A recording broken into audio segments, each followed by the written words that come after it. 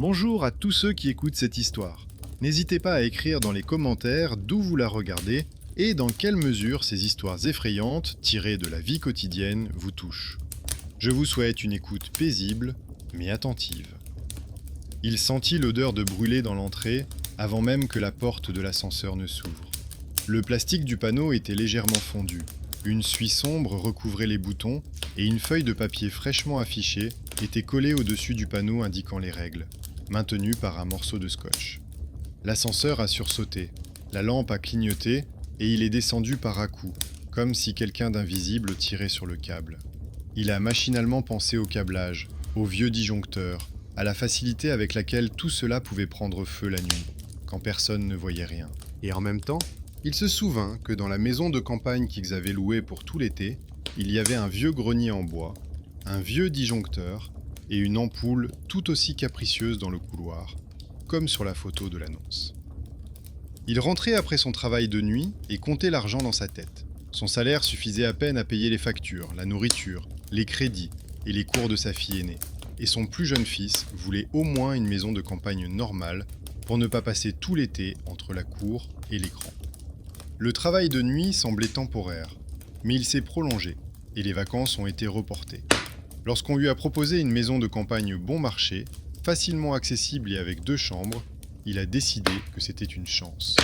Les enfants pourraient profiter du grand air, sa femme cesserait de se plaindre que tout le monde vivait comme dans un enclos, et lui-même pourrait enfin souffler un peu. C'est pourquoi, lorsqu'il sentit une odeur de brûlé dans l'ascenseur, il haussa simplement les épaules et se dit qu'il faudrait vérifier à nouveau les fusibles dans la maison de campagne pendant le week-end. Ils ont trouvé la maison de campagne grâce à une annonce. Une vieille maison avec du crépi écaillé, mais l'intérieur semblait propre, avec des meubles simples et des murs blancs. Sur les photos, la propriétaire avait l'air sévère, mais soignée, vêtue d'un gros pull en tricot et portant ses clés autour du cou sur un long cordon. Dans ses courriers, elle écrivait de manière concise, sans émoticônes, mais avec des montants et des délais précis. Tout lui convenait. Le prix, la possibilité de venir le week-end, l'arrêt de bus à proximité. Il avait besoin d'un endroit où les enfants n'entendraient pas le bruit de la route sous les fenêtres la nuit, mais seulement les grillons et le vent. Et où sa femme cesserait de lui dire qu'il ne pensait qu'à son travail. Quand ils arrivèrent à la maison de campagne, le premier détail étrange ne fut pas la maison, mais le portail. Sur les barreaux métalliques, une plaque en plastique avec des lettres décolorées blanchissait. Quand il se pencha pour lire, il ne vit que des traces d'encre et une fine rayure à côté, comme si quelqu'un avait fini d'écrire une lettre inexistante avec son ongle. Quelqu'un avait essayé d'effacer la peinture de la plaque avec un solvant, mais une combinaison familière apparaissait toujours à un endroit. Les premières lettres de son nom de famille. Il décida que son cerveau avait simplement complété ce qu'il reconnaissait dans la tache de peinture. Mais il passa quand même ses doigts sur le plastique, sentant sa rugosité sous ses doigts. La propriétaire les accueillit sur le perron. Petite, maigre, les cheveux gris tirés en queue de cheval, elle tenait un trousseau de clés comme s'il s'agissait du prolongement de sa main. Il remarqua immédiatement qu'il y avait trop de clés pour une seule maison. Elle parlait calmement, sans amabilité, mais sans hostilité apparente non plus. Elle leur dit que la maison était vieille, que l'installation électrique était ancienne et qu'il valait mieux ne pas tout allumer en même temps le soir, en particulier la bouilloire et le radiateur. Elle mentionna séparément la pièce au fond du couloir. Elle dit que c'était un débarras où étaient entreposées de vieilles affaires et qu'il valait mieux garder la porte fermée pour que les enfants ne se blessent pas avec les vieux meubles. Elle dit cela un peu trop vite, sans pause, comme si elle répétait une phrase qu'elle avait déjà dite plusieurs fois à d'autres personnes. À l'intérieur, la maison était identique à celle de la photo, à quelques différences près. Il y avait 2 interrupteurs sur le mur du couloir, alors qu'il n'y avait qu'une seule lampe. Le petit vestibule sentait le tissu humide et quelque chose qui rappelait une pharmacie. Dans un coin se trouvait une vieille étagère avec un tas de petits objets oubliés. Une boîte d'allumettes, une bouteille en verre vide, une feuille de papier pliée en 2 avec des notes. Il souleva la feuille, mais ne vit que des bribes d'anciennes notes, des dates, des montants, un nom de famille barré de manière illisible. Il le reposa, pensant qu'il s'agissait de vieilles factures. La propriétaire remarqua son regard et ajouta brièvement qu'il ne fallait pas toucher au vieux papier, qu'il n'avait aucune importance. Le couloir s'étendait sur toute la longueur de la maison et se terminait par la porte qu'elle avait appelée la porte du débarras. Cette porte était légèrement plus sombre que les autres, avec une simple serrure et 2 charnières supérieures, comme si elle avait été démontée à plusieurs reprises. Sur le sol devant elle, le vernis était un peu plus usé que dans le reste du couloir, comme si quelqu'un se tenait souvent à cet endroit précis, appuyant ses orteils au même endroit. Ce fut la première des petites choses qu'il remarqua, mais il la repoussa immédiatement quelque part dans un coin de son esprit. La fille aînée a immédiatement commencé à parcourir les pièces avec son téléphone, photographiant le papier peint, les fenêtres et la vue depuis la cuisine. Elle aimait comparer la réalité avec les photos des annonces. Elle lui a dit que sur la photo de l'annonce, il y avait une autre porte dans le couloir, qui semblait mener à une petite salle de bain, mais qu'ici, il n'y avait pas de porte, seulement un mur lisse. Il répondit que cela arrivait, que les anciennes photos étaient peut-être prises sous un autre angle. Mais par habitude, il sortit son téléphone, ouvrit l'annonce enregistrée et se mit à chercher cette porte sur les petits carrés des photos. Sur l'une d'elles, il y avait effectivement quelque chose de similaire. Une bande verticale claire au bout du couloir. À présent, il n'y avait là qu'un petit tapis et un crochet avec la veste de la propriétaire. Il décida que ce n'était pas important, que l'essentiel était qu'il y ait des lits, du linge de lit et de l'eau. Pendant tout ce temps, le plus jeune fils traînait près de la fenêtre de la grande pièce, regardant le terrain voisin où gisaient des planches et où prenait la poussière une piscine pour enfants renversée. Le garçon était renfermé, souvent absorbé par ses jouets et ses dessins. Pendant ses vacances, il voulait le faire sortir un peu de l'appartement et de lui-même. Il posait sans cesse des questions sur la forêt, la rivière, les insectes, mais ne parlait presque jamais des gens. C'est pourquoi, lorsqu'il s'arrêta soudainement au bout du couloir et fixa du regard cette porte fermée, son père remarqua seulement que ses épaules se crispaient. Le garçon tendait l'oreille, comme si quelqu'un bougeait derrière la porte, mais il ne dit rien, se contentant de reculer légèrement. La première nuit fut nerveuse. Au début, la lumière clignotait dans le couloir, la lampe au plafond s'allumait et s'éteignait, comme si quelqu'un l'allumait et l'éteignait délicatement d'un doigt invisible. Mon père attribua cela à la vétusté des fils électriques, se dirigea vers le tableau électrique et toucha le disjoncteur de la main, sentant la légère chaleur du plastique. À l'intérieur de la porte métallique du tableau électrique, un vieux bout de papier avec le numéro de l'électricien du village était collé.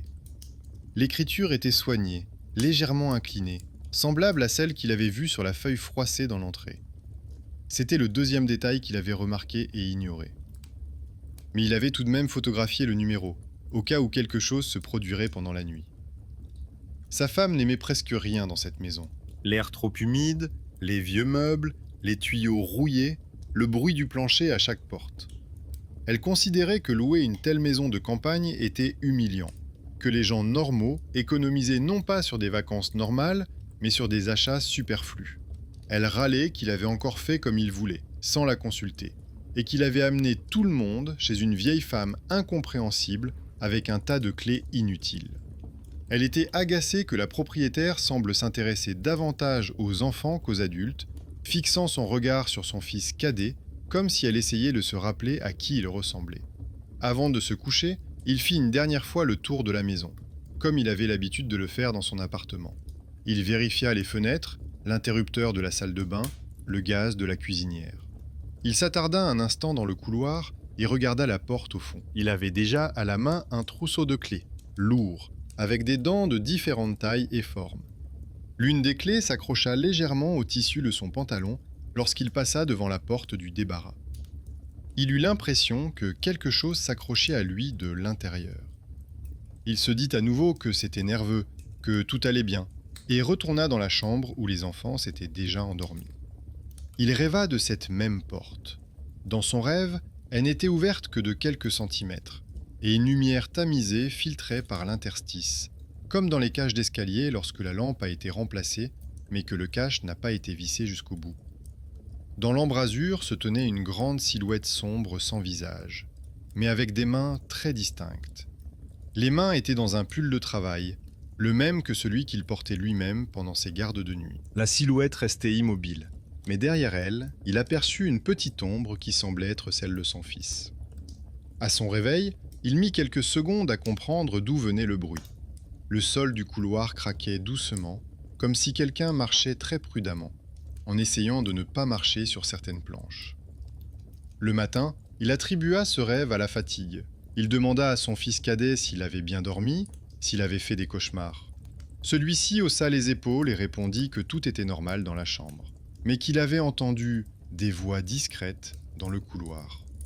Le père en conclut que son fils les avait entendus, lui et sa femme, bien qu'il n'ait pratiquement pas parlé ce soir-là. Et pourtant, en traversant le couloir, il remarqua un troisième détail. Le tapis devant la porte du débarras avait été déplacé de quelques centimètres et, sur le bois sombre en dessous, on pouvait voir deux petites rayures blanches, comme des éraflures récentes. Dans l'après-midi, un voisin est arrivé, un homme robuste d'âge moyen, vêtu d'une tenue de travail. Il a dit qu'il habitait 2 maisons plus loin et qu'il surveillait cet endroit lorsque l'ancien propriétaire y vivait. Il a apporté une vieille rallonge et a proposé son aide si quelque chose n'allait pas avec l'installation électrique. Il parlait simplement, sans fioriture, bégayait légèrement sur certaines combinaisons de sons, et à la façon dont ma femme pinçait les lèvres, il comprit qu'elle se méfiait de lui, comme de toutes les personnes qui lui semblaient trop simples à son goût. En partant, le voisin a regardé au bout du couloir et a semblé s'attarder un instant sur la porte du débarras. Il a dit que s'il y avait des bruits étranges pendant la nuit, il valait mieux l'appeler d'abord, puis les services compétents. Cela semblait étrange, mais à ce moment-là, cela m'est apparu comme une habitude rustique de tout régler par ses propres moyens. Le soir, sa fille aînée lui a montré sur son téléphone qu'une des photos de l'annonce reflétait dans le miroir du couloir un morceau de mur, et ce qui semblait être le coin d'une autre porte, qui n'existait pas en réalité. Elle a comparé les distances entre la prise électrique, le crochet pour les manteaux et le bord du tapis, et a dit que quelque chose ne collait pas. Son père a réagi avec agacement, fatigué de ses petites critiques. Mais lorsqu'il a traversé le couloir et posé sa main sur le mur, là où la photo devait montrer une ouverture, il a senti une légère différence, presque imperceptible. À un endroit, la planche sous ses pieds était plus dense qu'à côté, et le froid provenant du mur au niveau des genoux était légèrement plus intense. La nuit, tout recommença. La lampe du couloir clignota à nouveau, puis s'alluma normalement, comme si de rien n'était, puis clignota à nouveau lorsque sa femme passa devant avec une tasse de thé. L'eau dans la tasse se renversa légèrement et se répandit sur le sol à l'endroit où il avait vu des rayures sous le tapis le matin. Il se pencha pour essuyer la flaque et remarqua un quatrième détail. Une étroite bande de poussière le long du cadre de la porte du débarras était interrompue à un endroit, comme si quelqu'un avait récemment saisi le bord de la porte et l'avait entr'ouverte d'1 millimètre. Il n'y avait pas d'odeur d'humidité, mais une chaleur étrange et moisie, comme celle d'une pièce où l'on vit depuis longtemps, mais où l'on n'ouvre jamais les fenêtres. À ce moment-là, le plus jeune fils se tenait au début du couloir et regardait dans cette direction, immobile. Ses yeux reflétaient la lumière de la lampe, ses pupilles semblaient dilatées. Il dit doucement qu'il y avait un oncle assis à l'intérieur qui les regardait. Le père s'approcha, posa sa main sur son épaule, sentant les petits os tendus sous la peau. Le mieux aurait été à ce moment-là d'emmener simplement l'enfant dans sa chambre, de fermer toutes les portes et de se dire qu'il partirait de là le lendemain. Mais fatigué de l'inquiétude incessante de sa femme et de ses enfants, des allusions selon lesquelles il faisait tout de travers, il choisit une autre option. Il s'approcha de la porte du débarras, inséra l'une des clés du trousseau dans la serrure, sentant le métal s'accrocher au métal. Il lui semblait important de montrer à tous qu'il n'y avait rien là-dedans, que c'était juste une vieille maison, de vieilles planches et de la vieille poussière. La serrure cliqua. La porte trembla brièvement, et il lui sembla que quelque chose au fond de la pièce répondit par un soupir à peine audible. Il poussa la porte et entra. L'intérieur n'était pas aussi sombre qu'il l'avait imaginé. Une fenêtre basse sous le plafond laissait passer une bande de lumière terne qui tombait sur un vieux canapé et une table étroite contre le mur. L'odeur n'était pas celle de l'humidité, mais un mélange de vieille lessive en poudre, de médicaments et de quelque chose de brûlé, comme dans une cage d'escalier après un court-circuit. La poussière recouvrait le sol d'une couche uniforme, Mais près du canapé, elle était tassée, comme si quelqu'un s'était assis là récemment, les jambes repliées. Sur le dossier était suspendue une couverture grise, pliée plus soigneusement que tout le reste dans la maison, comme si on la touchait plus souvent que les autres objets. Il commença à regarder avec les yeux d'une personne habituée à chercher des explications pratiques. Il remarqua que la prise près de la porte était vieille et jaunie, mais qu'elle était reliée à une nouvelle rallonge, identique à celle que le voisin avait apportée le matin même. Le cordon passait sous le canapé, là où il n'aurait dû y avoir que du sol vide. Il souleva le bord de la couverture et vit sur le sol une vieille planche fêlée sur laquelle on voyait clairement des traces de mouvements récents. Une rayure laissée par un pied de chaise, une empreinte de talon, de fines éraflures, comme si quelqu'un avait gratté avec son ongle pour essayer de s'agripper au bois. Les traces n'étaient pas recouvertes d'une épaisse couche de poussière, comme tout le reste, mais seulement saupoudrées, comme si quelqu'un était passé ici il y a un jour, et non il y a des années. Sur la table, des feuilles de papier étaient soigneusement pliées.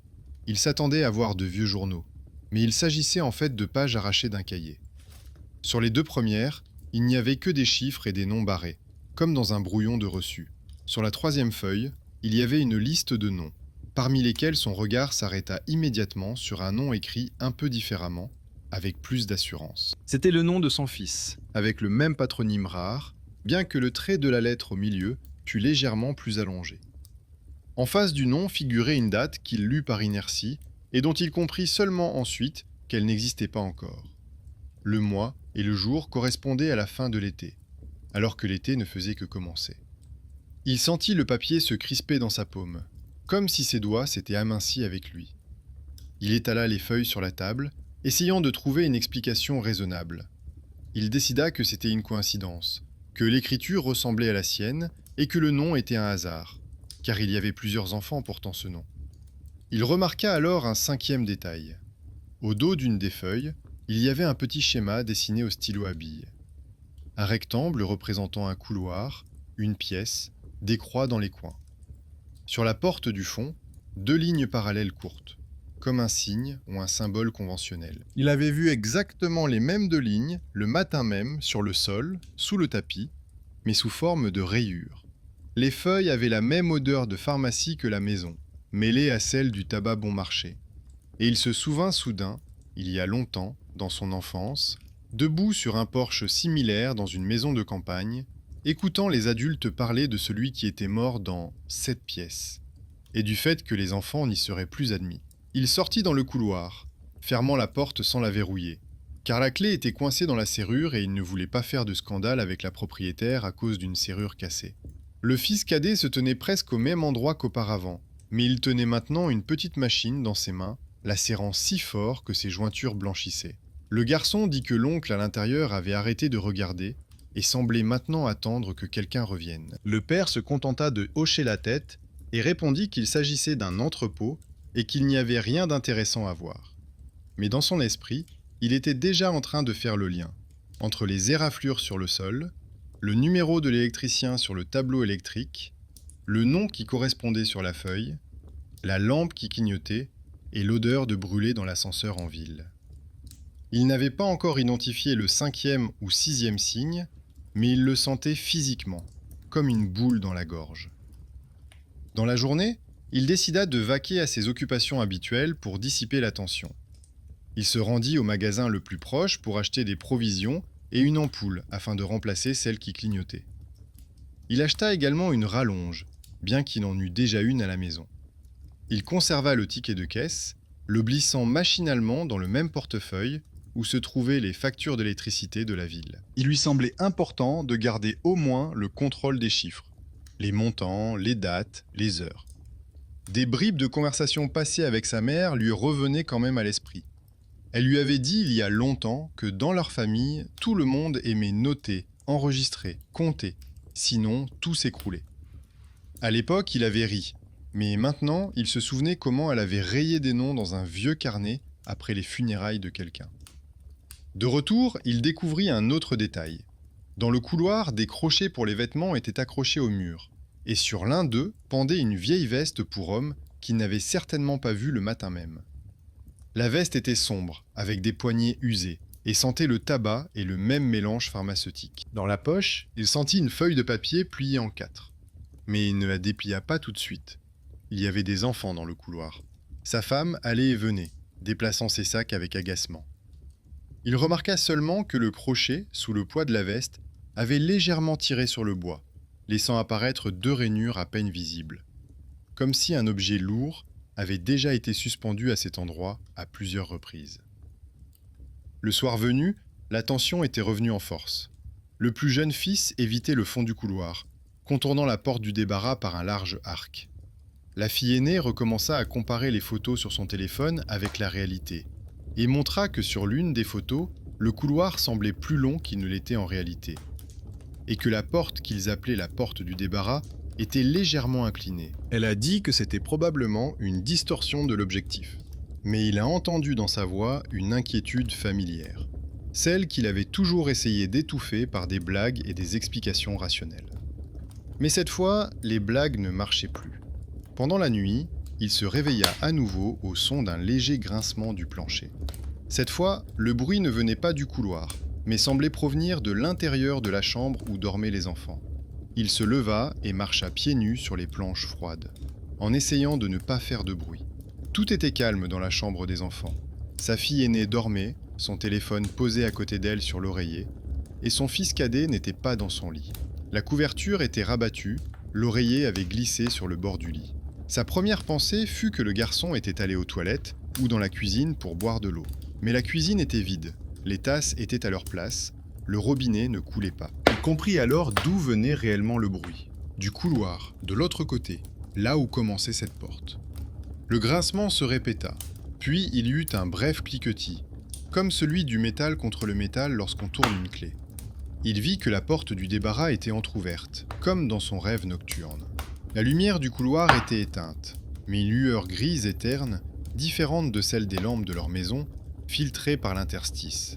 Dans cette lumière, on pouvait distinguer les contours de petits pieds nus qui avaient laissé des traces humides sur le sol. À ce moment-là, il fit un choix qu'il repasserait ensuite plusieurs fois dans sa tête. Au lieu de se précipiter pour fermer la porte immédiatement, il se retourna d'abord vers la chambre d'enfant, vérifiant du regard si son fils n'était pas derrière lui. Cela prit quelques secondes. Cela suffit pour que, au fond de la pièce, quelqu'un ferme doucement, presque tendrement, la porte de l'intérieur. Il resta encore quelques secondes dans le couloir semi-obscur, regardant la porte fermée derrière laquelle se trouvait à l'instant cette lumière grise et ces traces humides sur le sol. Sa main reposait toujours sur la poignée froide. Ses doigts tremblaient légèrement, mais il remarqua que le tremblement ne venait pas de ses muscles, mais semblait provenir du métal lui-même, qui transmettait une fine vibration à sa paume. Il se sentait comme quelqu'un qui avait raté son train. Il avait entendu quelque chose d'important lui échapper sous son nez, et maintenant, il ne pourrait plus le rattraper, quoi qu'il fasse. Une pensée simple lui traversait l'esprit. Tout cela n'était qu'un rêve. Mais son pied lui faisait mal à cause du sol froid. L'ongle de son petit orteil s'était accroché à une écharde, et la douleur était bien réelle. Il tira quand même brusquement la porte vers lui. La serrure céda, mais pas complètement. Le battant heurta quelque chose à l'intérieur et s'arrêta, ne laissant qu'une étroite fente. Aucune lumière ne filtrait à travers la fente, seulement une obscurité épaisse, comme s'il n'y avait ni mur, ni canapé, ni fenêtre. Il glissa prudemment ses doigts à l'intérieur et tâtonna la surface en bois. La planche était lisse à l'extérieur, mais à l'intérieur, il sentait les têtes de clous sous ses doigts. Quelqu'un avait réussi à clouer une planche transversale pendant qu'il se détournait vers la chambre d'enfant. Pas de bruit de pas, pas de son. Seulement l'odeur des copeaux et une note pharmaceutique à peine perceptible, familière grâce à la vieille veste dans le couloir. La panique ne vint pas tout de suite, mais comme une vague étrangère. Il retourna d'abord dans la chambre d'enfant et s'assura que son fils était toujours absent. Il vérifia la salle de bain, la cuisine, le canapé du salon. Le garçon n'était nulle part. Ce n'était plus un cauchemar, mais la réalité dont on parle habituellement dans les journaux. Un enfant avait disparu dans une maison de campagne louée. Il alluma machinalement la lumière dans toutes les pièces, les portes claquèrent dans le courant d'air.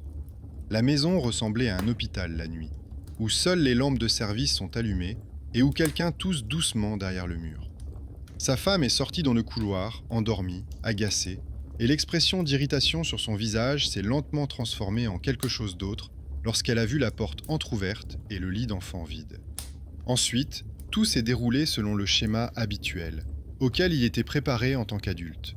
Appel à la police, brève explication, tentative de garder une voix calme. Les formules qu'il avait toujours considérées comme correctes lui venaient à l'esprit. Indiquer l'heure, décrire les vêtements de l'enfant, ne pas exagérer.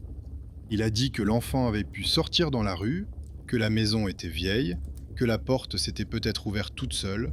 Il n'a pas mentionné la lumière grise, les clous à l'intérieur et le nom griffonné, remettant cela à plus tard, comme quelque chose de superflu qui ne ferait que nuire à leur crédibilité. Au bout d'un certain temps, une voiture avec un gyrophare est arrivée, mais il ne se souvenait pas du bruit de la sirène, seulement des reflets vacillants sur les fenêtres et le visage de sa femme. Le policier, un homme grand, légèrement voûté, vêtu d'une chemise froissée, a parcouru la maison avec son carnet, posant les questions habituelles. Il inspecta la chambre des enfants, le couloir, la salle de bain, vérifia les fenêtres. Il s'arrêta devant la porte barricadée et demanda honnêtement quand elle avait été condamnée. Le propriétaire de la maison répondit qu'elle était normale la veille, mais que pendant la nuit, quelque chose ressemblant à un bouclier était apparu de l'intérieur. Son récit semblait trop étrange et le policier esquissa un sourire, comme quelqu'un qui a déjà tout entendu. Mais ce même policier fut étonnamment le premier à ne pas considérer cette pièce comme une invention. Il ne demanda pas immédiatement d'arracher la planche, mais sortit d'abord son téléphone et prit plusieurs photos. Les têtes de clous, les traces autour de la porte, les planches elles-mêmes. Puis il demanda à voir les documents relatifs à la maison. Dans le contrat de location, son attention s'est arrêtée sur le nom du propriétaire. Ce nom lui était familier, et le père a soudain compris pourquoi il l'avait frappé dès le début. C'était le nom de jeune fille de sa mère, celui qui n'avait pas écrit sur papier depuis longtemps. Le nom du propriétaire correspondait à celui de son jeune frère, dont personne n'avait parlé depuis des années. Dans son enfance, il avait entendu des bribes d'informations à son sujet, qu'il avait quitté la ville, qu'il avait une maison, qu'il y avait eu un scandale dans la famille à propos de l'héritage. Il n'était pas en contact, les numéros de téléphone avaient été perdus. Et voilà, un contrat de location signé par cet homme et la maison dans laquelle son propre fils avait disparu. Il ouvrit son portefeuille, en sortit un vieux chèque dont il essayait péniblement de se souvenir. Sur le bout de papier, il y avait une mention de prépaiement pour la location et des tampons effacés. Dans la colonne « Commentaires », quelqu'un avait ajouté d'une écriture légère une phrase qu'il n'avait pas remarquée à l'époque. Pour les siens, par voie familiale. Il eut un sursaut, comme si quelqu'un venait de poser la main sur son épaule. Une scène longtemps oubliée lui revint à l'esprit. Petit, il se tenait dans un appartement étranger. Sa mère se disputait à voix basse avec quelqu'un à la porte. Il entendait ce nom de famille et des mots disant que les enfants ne seraient plus amenés ici. À l'époque, il était convaincu que tout cela concernait la ville. Il comprit alors que cette dispute faisait peut-être référence au nom du village, au numéro de la route, à la vieille datcha qu'il avait choisie par hasard des années plus tard, par l'intermédiaire d'une agente immobilière de sa connaissance, parce qu'elle n'était pas chère. Les voisins se sont rapidement rassemblés près de la clôture, comme c'est souvent le cas lorsque le malheur des autres devient une occasion de raconter ses propres histoires. Une femme qui habitait 2 maisons plus loin a raconté aux policiers et à sa femme qu'il y avait toujours eu quelque chose qui clochait avec cette maison de campagne. Apparemment, un garçon avait déjà disparu ici auparavant, et la pièce avait ensuite été condamnée pour ne pas attirer l'attention. Le père écoutait d'une oreille distraite, remarquant seulement qu'il y avait trop de coïncidences dans cette histoire. L'âge de l'enfant était similaire, la saison était la même, et il y avait aussi une pièce éloignée où les enfants couraient, même si cela leur était interdit. Dans la voix de la voisine, il n'y avait même pas de malice, mais plutôt une sorte de lassitude chez quelqu'un qui répète trop souvent la même légende pour y croire vraiment. À ce moment-là, la fille aînée était assise sur le porche avec un cahier et essayait de se souvenir des dernières heures avant la disparition. Elle dessinait un plan du couloir, marquait les portes d'une croix, notait l'heure à laquelle chacun s'était couché. Son dessin s'est avéré être presque une copie conforme du carton trouvé par son père dans l'entrepôt. Il y avait là aussi un long rectangle, des marques près des portes, des symboles conventionnels. Il a pris les 2 feuilles et les a superposées. Les lignes coïncidaient presque, mais l'ancien schéma comportait un carré supplémentaire qui n'apparaissait pas sur celui de sa fille. Ce carré se trouvait exactement à l'endroit où était désormais accroché le nouveau tableau électrique installé à la demande du propriétaire avant leur arrivée. Sur le schéma, il était indiqué par une petite coche et la date était inscrite de la même écriture que le nom de son fils. Il demanda au policier de jeter un œil aux deux feuilles. Celui-ci considéra d'abord cela comme un autre geste nerveux, mais finit par les examiner attentivement. Il remarqua que l'ancien schéma, à en juger par le papier jauni et l'encre terne, avait été dessiné il y a longtemps, tandis que le nouveau avait été dessiné quelques heures auparavant, à l'aide d'un simple crayon. Il a dit qu'il emporterait les deux feuilles au commissariat, comme élément potentiel d'enquête, et a noté l'heure à laquelle le père les avait trouvées. C'était ce petit homme, avec son carnet, que personne ne prend généralement au sérieux, mais dont la minutie était désormais presque le seul soutien. Vers le soir, les recherches se sont étendues au-delà de la maison. Nous avons ratissé le terrain, les cours voisines, le bord de la route. Les bénévoles, rassemblés grâce aux chats locaux, ont apporté des lampes de poche, des talkie-walkie, des thermos. Mon père a remarqué que presque tous les messages du groupe commençaient par la même phrase. Quelqu'un avait vu une maison étrange, entendu parler d'une pièce où il ne fallait pas entrer. Le mythe autour de la maison de campagne prenait de l'ampleur, s'enrichissait de détails, tandis que les traces réelles se faisaient de plus en plus rares.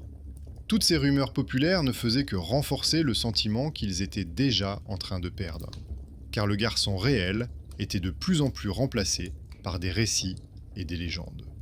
La nuit, lorsque les recherches officielles ont été temporairement suspendues, seule la famille et le policier qui avaient accepté de s'occuper de la paperasse et de vérifier à nouveau les témoignages sont restés dans la maison. Dans le silence, il a revu ce qui avait été noté. L'heure de l'appel, l'intervalle approximatif entre le moment où le père a vu la porte entr'ouverte et celui où le lit vide a été découvert. Ces intervalles semblaient très courts, mais sur le papier, ils s'étendaient sur des dizaines de minutes. Le père se surprit à penser que le temps autour de cette pièce se comportait de manière étrange. Les aiguilles du réveil étaient tantôt en retard, tantôt en avance. Les piles se déchargeaient en une soirée, puis fonctionnaient pendant des semaines. C'était déjà la 7e bizarrerie de sa liste intérieure, qu'il avait peur d'exprimer à voix haute. Il se souvint de la veste accrochée au crochet et sortit de sa poche le bout de papier plié qu'il n'avait pas encore déplié. Il le fit maintenant, en présence du policier, comme pour transférer la responsabilité de la réalité de ce qui se passait à un autre adulte. Sur le bout de papier se trouvait un morceau d'une vieille facture d'électricité. Dans la colonne « Abonné » figurait le même nom et prénom que dans le contrat de location. Sous ceci, un autre mot avait été ajouté d'une écriture maladroite. Tuteur. Puis venait le nom de sa mère. Il s'avérait que cette maison avait été enregistrée non seulement au nom de son oncle, mais aussi au nom de sa mère. Il comprit qu'il s'était toujours considéré comme étranger à cet endroit, alors qu'en réalité, sa famille y était légalement liée. Une décision prise dans le passé, la décision d'un tiers de céder la maison en usage tacite, revenait le hanter et changeait le cours des événements dans sa propre vie. Cette découverte n'apportait aucune réponse, mais établissait un lien compréhensible. La pièce où les enfants disparaissaient était depuis longtemps liée à sa famille. Et lui-même, dans un souci d'économie, avait acheté cette maison de campagne par l'intermédiaire de connaissances, se fiant à leur promesse d'un bon prix pour les leurs. Les économies, le désir d'offrir à ses enfants un été loin de la ville, l'habitude de ne pas lire les petits caractères. Tout cela s'est enchaîné pour aboutir à une porte clouée sur laquelle était griffonné le nom de son fils. Vers minuit, le policier de quartier a proposé de passer la nuit ailleurs, chez des amis ou à l'hôtel, et de laisser la maison scellée. Sa femme a immédiatement accepté, et sa fille aînée voulait aussi partir le plus loin possible. Lui seul hésitait, regardant le rectangle froid de la porte, derrière laquelle on n'entendait ni pas ni bruit. À l'intérieur, une pensée obstinée s'imposait. Partir, c'était capituler. Quitter la maison, c'était couper le dernier fil qui leur permettait encore d'atteindre leur enfant. Ce n'était ni raisonnable ni logique, mais le sentiment de culpabilité et le souvenir caché de vieilles conversations familiales les poussaient à prendre une décision qui aggraverait encore plus la menace. Rester dans la maison au moins une nuit et essayer de parler à cet espace selon leurs propres conditions. Il y est resté. Cette décision n'est pas née de la bravoure, mais de cette obstination tenace qui apparaît parfois chez les gens lorsqu'ils comprennent qu'il est trop tard pour se décharger de leurs responsabilités. Sa femme et sa fille sont partis en ville avec le policier, qui les a aidés à s'installer chez des connaissances et leur a promis de revenir le lendemain matin avec les papiers et l'ancien dossier sur la disparition de l'enfant dans cette maison de campagne. Il a été décidé de ne pas sceller la maison pendant les recherches. Officiellement, parce qu'il fallait tout inspecter à nouveau. Officieusement, parce qu'il avait demandé à passer la nuit sur place, et le policier, sans le vouloir, était devenu ce bienfaiteur qui n'avait pas discuté et lui avait donné la possibilité d'agir. Lorsque les voitures furent parties, le silence devint presque palpable. La maison de campagne redevint un rectangle de ténèbres, coupé du monde par une bande de route non éclairée. Il alluma la lampe de table dans le salon, sortit son vieux magnétophone qu'il utilisait habituellement pour ses enregistrements professionnels et le posa sur la table de chevet en face du couloir. À côté, il posa son téléphone avec la caméra allumée, en dirigeant l'objectif vers la porte barricadée. À l'intérieur, une conviction étrange, presque enfantine, mûrissait. Si l'espace réagissait d'une manière ou d'une autre, qu'il réagisse non seulement aux personnes, mais aussi au regard de la technologie, que l'on pouvait ensuite rembobiner et analyser seconde par seconde. Il notait l'heure, même si les aiguilles de l'horloge murale tremblaient à nouveau. Il les retira et les posa sur la table, vérifiant visuellement chaque mouvement de l'aiguille des secondes. Il dressa une liste de tous les détails qu'il avait déjà remarqués auparavant. Les étranges changements de température, l'odeur des copeaux, la note pharmaceutique, le silence derrière la porte fermée, qui semblait plus épais que d'habitude. Il mit la bouilloire en route, se servit une tasse de thé fort, mais ne la toucha pas. La tasse refroidissait lentement, laissant une fine pellicule à la surface. Vers le soir, il remarqua que la lumière électrique près de la porte se comportait bizarrement. Tout le reste du câblage fonctionnait normalement, mais la lampe dans le couloir s'éteignait puis s'allumait. Comme si quelqu'un connectait une autre charge pendant une seconde. Et à chaque fois, le téléphone posé sur la table de chevet clignotait brièvement, comme s'il recevait une notification, alors qu'il n'y avait aucune connexion.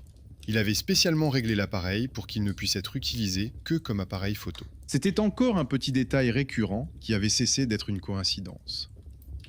Il s'arrêta devant la porte et, pour la première fois, se permit de ne pas penser au mystère, mais à la structure. La feuille avec les 2 plans de la maison était posée sur la table. Il avait soigneusement retranscrit l'ancien schéma trouvé dans l'entrepôt sur une feuille vierge, en surlignant au stylo rouge le carré qui correspondait à la zone du tableau électrique. Il avait redessiné le nouveau schéma de sa fille à côté, en indiquant l'heure à laquelle son fils était entré dans la pièce. Il s'avéra que la chambre, le couloir et le tableau électrique formaient un dessin fermé, ressemblant à un signe grossier. Il ne savait pas comment l'appeler, figure, boucle, piège, mais il sentait que ce dessin lui rappelait quelque chose de familier. À ce moment-là, le téléphone posé sur la table de chevet s'alluma tout seul et afficha une notification qui n'aurait pas dû apparaître. Un nouvel enregistrement était apparu dans la liste des fichiers de la caméra. L'heure de début correspondait à la minute où il avait appelé la police et se tenait ainsi, dans la pénombre, devant cette même porte. La durée était courte, quelques minutes seulement, mais il se souvenait distinctement qu'il n'avait pas allumé la caméra à ce moment-là. Il prit prudemment le téléphone, réprimant l'envie de le jeter comme s'il s'agissait d'un objet sale. L'enregistrement montrait la même chose qu'à présent. Le couloir, la porte, la bande de lumière provenant du salon. Seulement, à un moment donné, une ombre apparut dans le cadre, une ombre qui n'aurait pas dû être là. Au début, c'était un léger assombrissement sur la droite, comme si quelqu'un passait devant. Puis des rayures apparurent sur la porte, qui n'étaient pas là auparavant. La caméra semblait avoir enregistré non seulement l'espace, mais aussi ce qui allait s'y passer plus tard. Il vérifia. La porte actuelle était déjà griffonnée du nom de son fils et d'une date provenant du futur. Sur l'ancien enregistrement, la date apparaissait progressivement, comme si quelqu'un passait délicatement un clou sur le bois, mais la personne elle-même n'apparaissait pas à l'image. Seul un tremblement de lumière et un léger frémissement d'ombre étaient visibles. Il mit l'enregistrement en pause au moment où les chiffres n'étaient pas encore terminés. Au même moment, sur le plan papier de la maison, son regard fut à nouveau attiré par une petite écriture dans le coin. Là où l'ancien plan indiquait le carré du tableau électrique, Il y avait une petite note, presque effacée, mais lisible. Dans son enfance, on lui avait appris cette écriture. Il l'avait déjà vue dans les notes de sa mère. Il était écrit qu'on ne pouvait entrer qu'une seule fois, que la deuxième entrée, par la lignée familiale, revenait au suivant. Cette phrase semblait être un commentaire superstitieux absurde sur le schéma technique, mais elle correspondait désormais aux légendes des voisins et aux nouvelles rayures sur la porte. Il comprit le lien. Autrefois, sa mère avait déjà été liée à cette maison. À l'époque, il y a de nombreuses années, elle avait probablement été confrontée à quelque chose de similaire et avait noté un avertissement sur le schéma, ne voulant pas que l'un de ses proches suive son chemin. Puis elle s'était disputée avec son frère, avait renoncé à la maison, était partie en ville, et le document s'était retrouvé dans un entrepôt avec des vieilleries. Maintenant, lui, son fils, avait ramené la famille dans cette chaîne, parce qu'il cherchait une maison de campagne confortable, n'avait pas lu les petits caractères, et s'était fié à la formulation pour les siens. La pièce a littéralement réagi à la répétition. La deuxième venue d'un enfant issu de la même lignée familiale. L'idée qu'il y avait encore une issue ne lui est pas venue comme une révélation, mais comme un calcul froid. Si la pièce compte vraiment les entrées par parenté, alors la chaîne peut être rompue en lui proposant à la place de l'enfant un adulte de la même lignée. Cela semblait absurde, mais dans le cadre de ce qui avait déjà été vu, cela s'inscrivait dans la logique interne du lieu. Il n'y avait aucune garantie que cela fonctionnerait, ni aucun moyen de le vérifier à l'avance. Il s'agissait simplement de choisir entre une attente passive et un pas vers ce qui était déjà en train de se dérouler. Il retourna vers la porte et se pencha pour que son œil soit à la hauteur de l'inscription griffonnée. Le nom de son fils était écrit de manière irrégulière, comme par une main d'enfant, alors que le garçon ne savait pas écrire ainsi. La date sous le nom faisait toujours référence à un jour futur qui n'était pas encore arrivé. Prenant la clé de la maison de campagne dans sa main, il passa le bord métallique sur le bois, effaçant autant que possible les lignes. Ce geste lui donna un frisson dans le dos.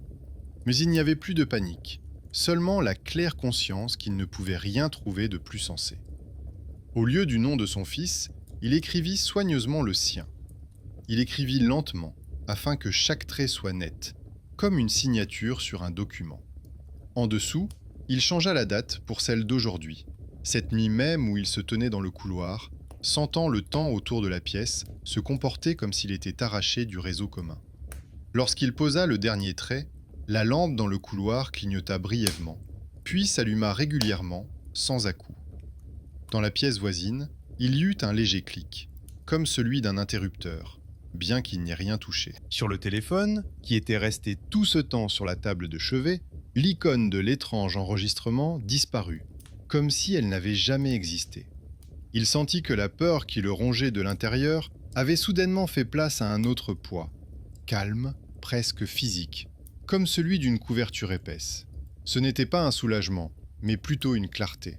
Le prix avait été payé, et désormais, les événements suivraient la voie qu'il venait de tracer. Il retourna dans le salon, s'assit sur le canapé et, pour la première fois de la nuit, se permit de fermer les yeux. Non pas par fatigue, mais parce que toutes les décisions avaient été prises. Il pensait que le policier viendrait demain et verrait son nom à la place de celui de l'enfant, que sa femme crierait, que sa voisine chuchoterait de vieilles malédictions, et que les bénévoles continueraient à parcourir la forêt jusqu'à ce qu'ils trouvent le garçon sur la route ou près d'une grange, désorienté mais vivant. Dans ce tableau, il n'y avait pas de miracle, seulement une série d'actions menées par des personnes qui n'avaient pas abandonné un autre être humain en détresse. Le matin n'est pas venu avec le sommeil, mais avec le bruit des roues sur le gravier. Le policier est revenu avec des renforts et un vieux dossier épais sous le bras. Sa femme et sa fille n'étaient pas avec lui, il les avait laissés en ville. Quand il est entré dans la maison, il a découvert la porte clouée de l'intérieur, qu'il était désormais impossible d'ouvrir sans un pied de biche. Sur le mur, sous une couche de rayures fraîches, on pouvait lire un nouveau nom et la date du jour. Dans le salon, 2 schémas étaient soigneusement disposés sur la table, et dans le bloc-notes, il y avait une brève note indiquant à quelle heure l'étrange enregistrement avait disparu du téléphone, et à côté, le téléphone lui-même avec une batterie complètement déchargée. Le propriétaire lui-même n'était pas à la maison. Il n'y avait pas non plus de traces de lutte, de chaos ou de panique. Seulement une tasse soigneusement lavée dans l'évier, des déchets balayés dans la poubelle et des vêtements pliés sur une chaise. On aurait dit que l'homme s'était simplement préparé et était parti, oubliant seulement de fermer un loquet intérieur.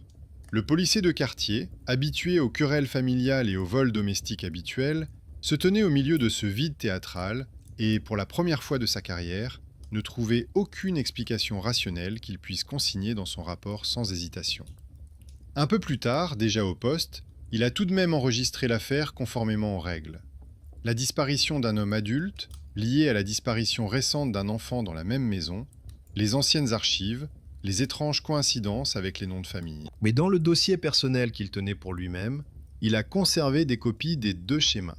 Une coupure de presse provenant d'anciennes archives mentionnant la famille, ainsi que le témoignage d'une voisine qui mentionnait en passant une femme qui, il y a de nombreuses années, avait crié dans ce même couloir qu'elle n'amènerait plus jamais ses enfants ici. C'était le travail discret, presque imperceptible, d'un homme que l'on ne considérait généralement pas comme un héros. Mais c'est précisément son attention qui a empêché cette histoire de se perdre à nouveau dans les rumeurs. Quelques jours plus tard, des bénévoles ont trouvé le garçon sur une route de campagne à quelques kilomètres de la datcha.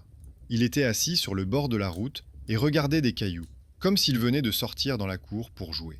Les médecins n'ont trouvé aucune trace de violence, seulement une légère déshydratation et une forte fatigue. Le garçon s'embrouillait dans ses explications, disant qu'il était entré dans la chambre de son oncle, qui lui avait dit de ne pas avoir peur, et qu'il s'était ensuite retrouvé dans la rue.